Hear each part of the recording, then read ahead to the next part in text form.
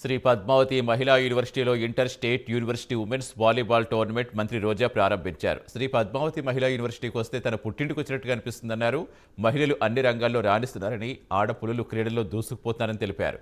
ఆడుదాం ఆంధ్ర రాష్ట్ర వ్యాప్తంగా ప్రారంభించామని గుర్తు చేశారు.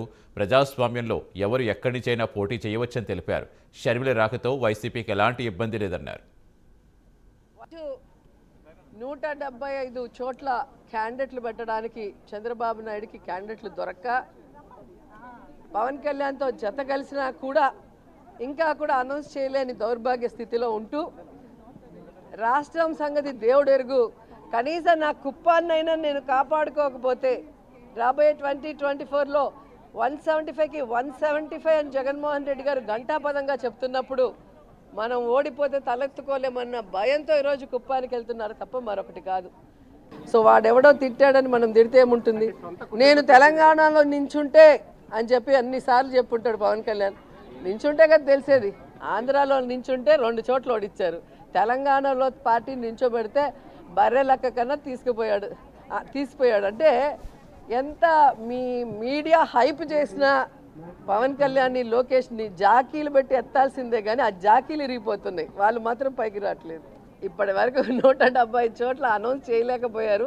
సో ఎక్కడైనా ఎవరైనా కొట్టాడుకొని బయటకు వస్తే వాడికి సీట్ ఇద్దామా అనే ఆలోచన. సో అలా ఎవడొచ్చినా కూడా వాడి ఓడిపోవడం తప్ప ఇంకోటి కాదు. ఎందుకంటే గతంలో కూడా మీరు చూశారు, జగనన్న అజెండాతో గెలిచిన 23 మంది డబ్బు కోసం పదవుల కోసం తెలుగుదేశం పార్టీకి వెళితే 2019 ఎన్నికల్లో ప్రజలు వాళ్ళని చిత్తుగా ఓడించారు. కాబట్టి ప్రజలు గమనిస్తున్నారు. ఇక్కడి నుంచి పోయేవాడికి రాజకీయంగా సూసైడ్ చేసుకున్నట్టే తప్ప మరొకటి కాదు. ఎప్పుడు కూడా ప్రజలకి మంచి చేసేవాడు, ఇచ్చిన మాట మీద నిలబడే నాయకుడినే ప్రజలందరూ కూడా ఆశీర్వదిస్తారు, ఇష్టపడతారు. అలాంటి జగనన్నతో ఉంటే ఒక ఎమ్మెల్యే ఎంపీయే కాదు కదండి, ఎమ్మెల్సీలు ఉన్నాయి, కార్పొరేషన్ చైర్ ఉన్నాయి. ఎవరికి ఏం సరిపోతుంది, ఏ టైంలో ఎవరికి ఏం ఇవ్వాలో జగనన్నకు తెలుసు.